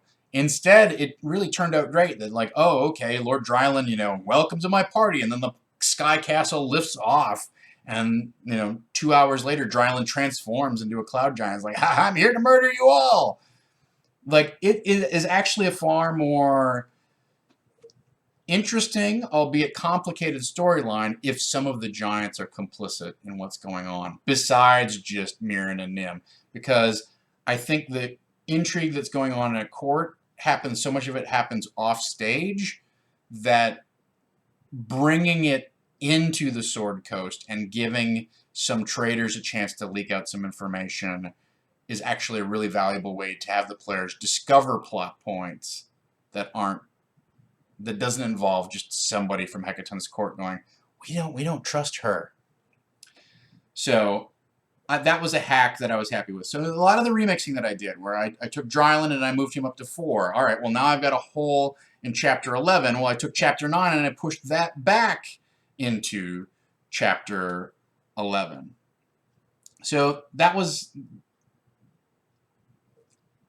remixing that I did, but I think because of the modular nature of the adventure, it lends itself very easily to being able to create new webs of intrigue and plug and play different pieces of the adventure in a completely different manner than maybe what was written or intended.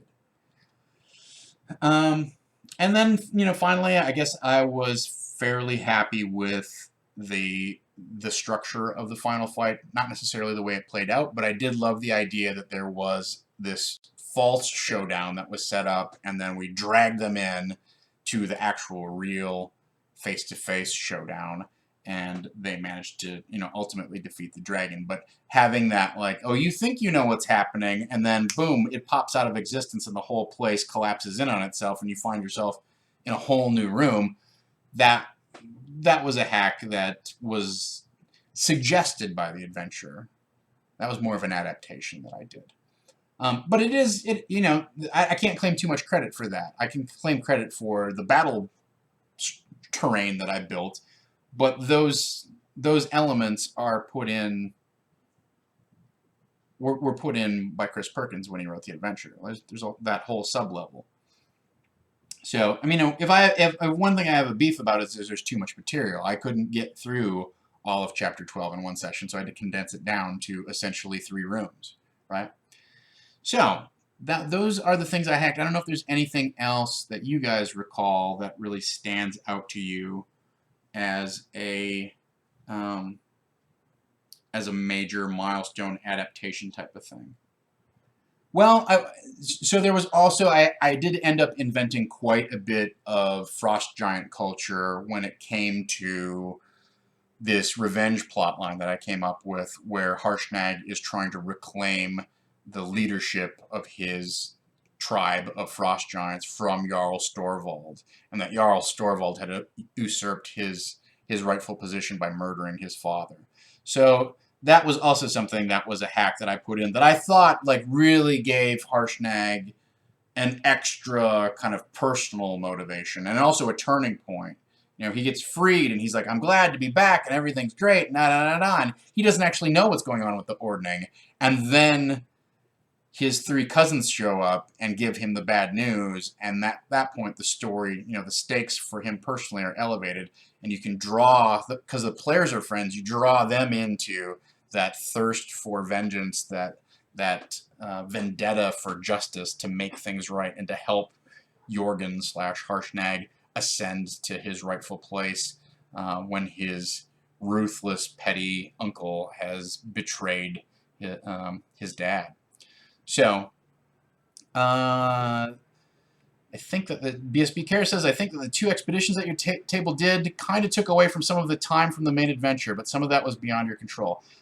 I decided to slot those in, and I guess I was a little too optimistic about how the end of the adventure was going to play. Some of it was response to, they had said something about, well, why don't we have any secret missions? Why can't we do any secret missions? So one of them was slotted in to do a secret mission. It was also slotted in to give them a dungeon crawl after they had been kind of not really doing much dungeon crawling, as I recall. I remember it as a change of pace. One of them was just, it was Thanksgiving and half the table was going to be there. But one of them was like, well, why don't we play a one-shot expedition and kind of take a break from the story? And I agree it ate time out of the campaign, but I think it's also okay to once in a while go, by the way, guys, here's a side quest. You don't have to worry about following a bunch of adventure seeds and plot hooks that I'm gonna, sprinkle throughout whatever's happening here. This is just a side adventure that's gonna be its own thing, and you can enjoy it for the short ride, ride on the Ferris wheel that it's going to be. So, if anything, I got in my own way by remixing plot elements and doing adjustments versus running too many expeditions. The expeditions had a minor impact, but they weren't. It wasn't near the effect that was incurred by me deciding to deviate from the end game of the book. I'm happy with how the end game of the book played out, and I'm happy with how it remixed, and I like all of the character development and the plot twists and the reveals and the tie-ins that happened. The Yellow Merchant was just a character that I decided to put in a random letter, and then the players, bit on that character and were like, "Well, I bet that's that mage in Triboar. I bet that's, he had gargoyles at his house. It could be that guy." And then it turns out to be that guy. So, I'm happy with how the plot twists and turns that I hacked in and modified, how they played, how they got incorporated. Did I feel they ended up getting rushed? Yes, and that's on me. So, all right. If there's anything else you want to talk about, I'll do 5 minutes here of wrap up and whatnot. Now I might sneeze. I did. All right, so if there's anything else, just on a final note of Storm King's Thunder that you want to discuss, I'm happy to discuss it. In the meantime, Garav says, where do you think the next D&D adventure will take place or involved after Yawning Portal? Oh, so like the next hardback that they will release after Yawning Portal. So, here's the bad news about that. I am on the alpha playtest list for Wizards of the Coast, and I have seen what's coming up next, and I know exactly what it's going to be, and I really can't comment on what's going to happen with it at all. They would rapidly drop me from the alpha playtest if I disregarded my NDA. So I don't. And I also like you could do that thing where you like tease out coy kind of hints about what it might be, but now is not the time or place for any of that stuff. I will leave that to somebody who maybe has a higher profile podcast or something like that if they want to sprinkle rumors into the peppermill about what's happening next. But it's interesting. It's I honestly, I had forgotten that Tales of the Yawning Portal was even coming out, so I thought what they had sent me to do an alpha pass on was what Yawning Portal was going to be, and then it turns out it's not. So I see Yawning Portal as sort of a filler product. I don't think it'll be too long. You'll see the announcement of what the next adventure will be.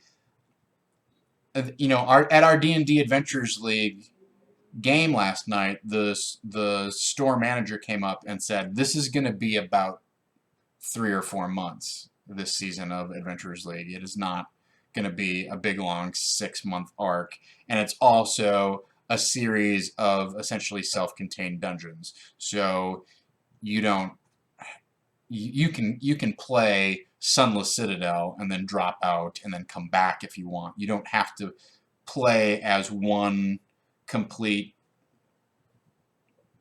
story end to end to end to end and keep that keeps going. If you want to drop in the middle, by all means do so. So I think she said that the next season of Adventures League is going to end at the end of August, because they're doing at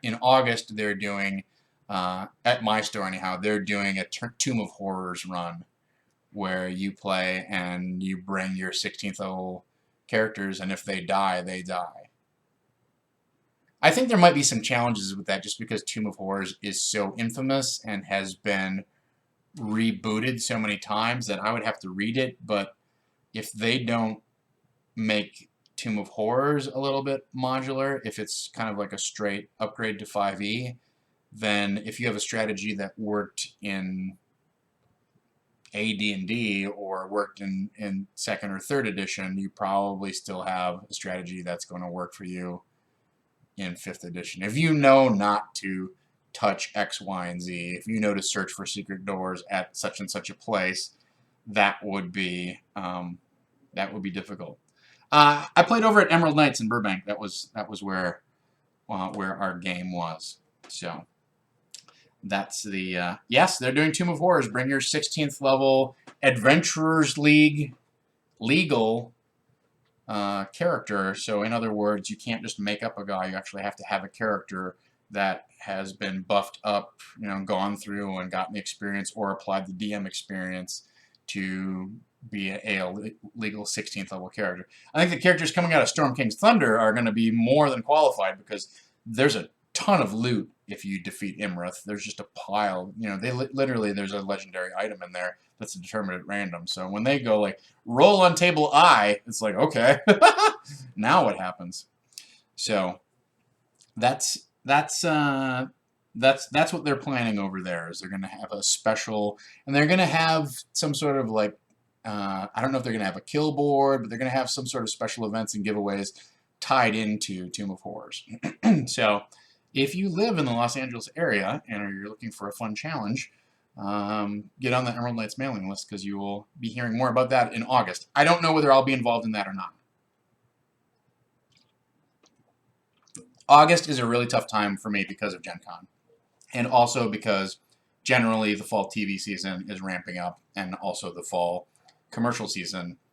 And so I get back from Gen Con and it's just go to audition, go to audition, go to audition. So that is it's hard for me to commit to something like that, especially since we're not even into April at this point. It's still 4 months away.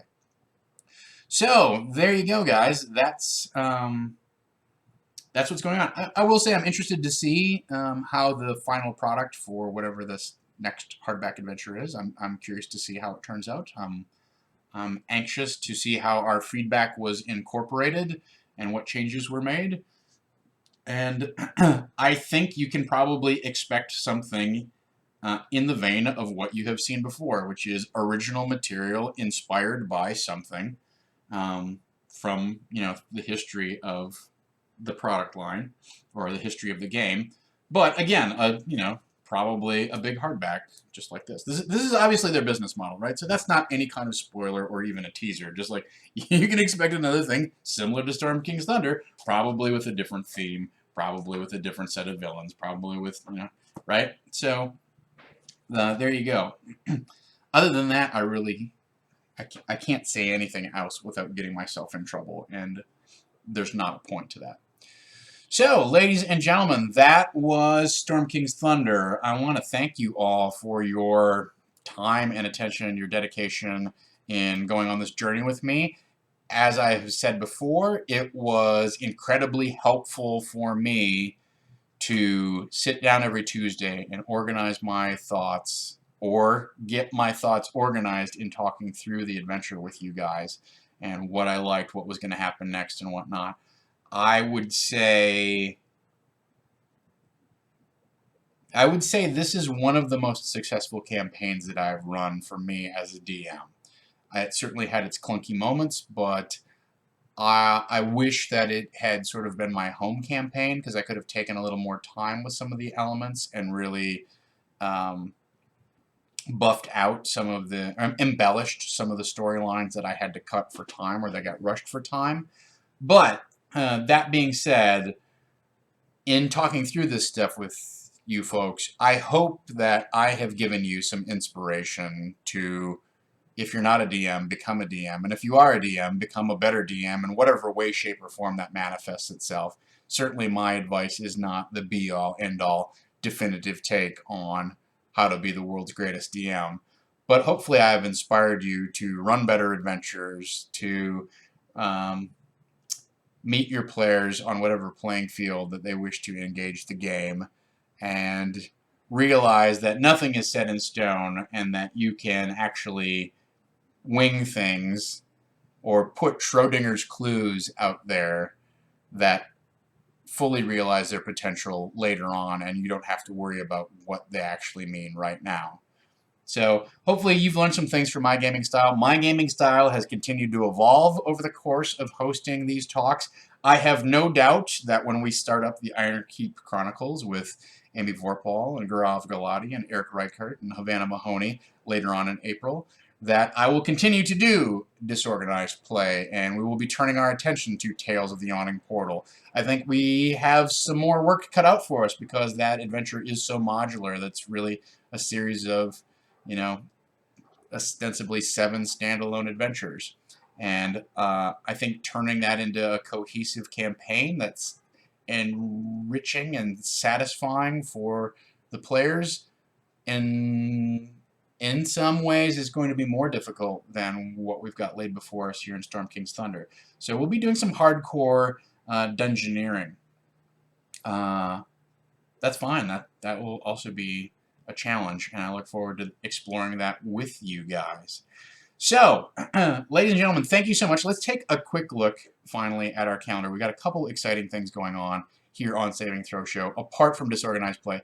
And just on a specific note to this show, as I've mentioned before, but in case you've forgotten, I will be going on hiatus for about 2 weeks as I go back to Minnesota and take care of some personal business. So we will not be back here on Tuesday as we usually are. But, you know, you've got 52 episodes of Disorganized Play to churn through. If you missed something, I can guarantee you most certainly have. Please go back and either view the VODs for some of the more recent episodes, or as Flockwood points out, there's a whole playlist on YouTube which is available to you. I believe Dom is going to have some time, hopefully in the near future, to kind of push some of those are the last 10 episodes over to YouTube, so you can watch them over there too. In the meantime, tonight it is David Crennan's Never Tell Me the Odds show, his Star Wars Edge of the Empire campaign. They're in session 3 or 4. Check it out. It is a brand new campaign using Fantasy Flight Star Wars, so you shouldn't be too far behind. I want to encourage you to join them. On Friday, we have a brand new show hosted, GM'd by Mr. Jordan Caves Callerman. Wild Cards is Savage Worlds Deadlands, happening on Friday night. We get a lot of call for, hey, why don't you run this system? Hey, why don't you run that system? Blah, blah, blah, blah. Savage Worlds is definitely one of those games that we get requests for on a regular basis. Now is your opportunity to see that game live, actual play on Friday night at 8. I believe Mr. Dom Zook is going to be playing in that game. I'm not sure who the rest of the cast is. I think I just don't know. I'm not even going to hazard a guess. I'm a little bit now that the new season is starting, I'm never sure who's in the cast. But check it out. I encourage you to tune in for that first episode and enjoy the classic setting of the mysterious Weird West of Deadlands. And then we don't have anything else going on this weekend, so there is no, it's WonderCon this weekend. We don't have Masks or Phoenix Dawn Command on Saturday. There will be new seasons of that starting soon. It's just not happening right now. And on Sunday, of course, you can always catch up with us on the YouTubes or what have you. So your weekend is yours to sit back, relax, and enjoy, or do your taxes. So, ladies and gentlemen, once again, I want to thank all of you for your love, support, and passion. I wouldn't do this unless you guys were tuning in and giving your heartfelt advice, tips, asking questions, probing, etc. Your engagement certainly gives me a reason to sit down next to my blazing hot window every other afternoon at 2 o'clock and hold forth court on the wild and woolly pursuit of being a better DM. So I want to thank all of you. Please, it's the end of the month. If you have not joined our Patreon, please do so. It's a great time to jump in and get your pledge in and get access to a bunch of my extra materials that I only release to Patreon backers, right? If you've been watching the show for a while, I have maps and handouts and little bonus extras that I've given out through the course of Disorganized Play for Storm King's Thunder, but I've tried to pack some extra special goodies out there just for our Patreon backers. So if you are inclined to kick in a couple extra bucks or whatever it is a month to help us generate better content and to help us pay the rent on our lovely studio with really great internet access, then please please become a supporter, become a backer, or at least tell your friends on social media about the show and spread the word and help us get Twitch subscribes and followers. We really want to grow those numbers as well. Anything you can do to spread the word definitely helps us out. And finally, I want to thank Farquaad and Braid sometimes pops in, but I want to thank all of our mods who are here shepherding the channel ever so tirelessly so that I don't have to mute or time out or kick people who drop in and become annoying or irritating or harassing or whatever, and just generally like being my right-hand assistant to help me pop up links when necessary and whatnot. So big shout out to the FQ and everybody else who helps run the channel with just their volunteer time and dedication. We really appreciate that. So with all of that in mind, I will be taking a little break. Don't worry, I'm not going anywhere. You can follow me at Dungeon Bastard if you are so inclined. If you have a question, if you have something roleplay related, if you stole one of my ideas and it worked out great, I would love to hear about it. If you stole one of my ideas and it did not work out great, what were you thinking? You can at me at Dungeon Bastard on Twitter. I would love to hear about it. I would just... believe it or not, I would like to hear about how your game is going. So until next time, and it will be a little bit, but I assure you, there will be a next time. Until next time, let's... Wait. One final thing. I want to thank all of my players, and I want to thank Emerald Knights for putting the game together and hosting us and giving us a venue to play. And I will admit, like, I was skeptical about how they were tightening down the rules and regulations about how many tables we were going to run and who was available and all that sort of stuff. And I wasn't sure it was going to pan out. And it really did pan out. And it was great to have a home at Emerald Knights where I could show up every week. And there was always a smiling, happy face who was glad to see me. And they were all rooting for me to kill my players. And Amanda and Danielle, I am sorry from the bottom of my heart that I did not sheet kill anybody, like sheet death anybody. I really wished I had tried a little bit harder to just put that one tiny sparkle in your eye that would have said, yes, Lommel finally got one. So I want to thank you for being great hosts and for running a great game store. If you have not been to Emerald Knights and you live in the Los Angeles area, I recommend you check it out, and they will be having a new season of Adventures League. So if you are a player, or you know somebody who's a player in the LA area, or somebody, like when I was at Michael's picking all this stuff up, the guy was like, what's this for, art project? And I'm like, you know what? I'm making battle terrain for a Dungeons & Dragons game. And he's like, oh, the computer game or the tabletop game? I'm like, the tabletop game. He's like, oh, I would love to play that. I'm like, well, guess what? You can go to Emerald Knights on Wednesdays in 2 weeks and start a game, and they will drop you to the table, and somebody will teach you the rules, and they will help you become a fan or a player or whatever you want to be. And he's like, well, that's where I get my comic books. That works out great. I'm like, win-win. So thanks to everybody at Emerald Knights for running a great season of Adventures League. I really had, it was a monumental task to start DMing this thing, and I was oftentimes faced with an inordinate amount of homework, but it all paid off, and I really appreciate all of your generosity and your hosting at the store. So that is the buzz. All right, ladies and gentlemen, thank you so much for your time and attention once again. I am Tom Lommel. I am the creator of The Dungeon Bastard. I appreciate your fandom. I appreciate your support. I appreciate your words of encouragement. And I appreciate you just listening to me and going on this journey with me. You made it a lot better than I expected it to be. So, until we meet again, until next time, let's dungeon!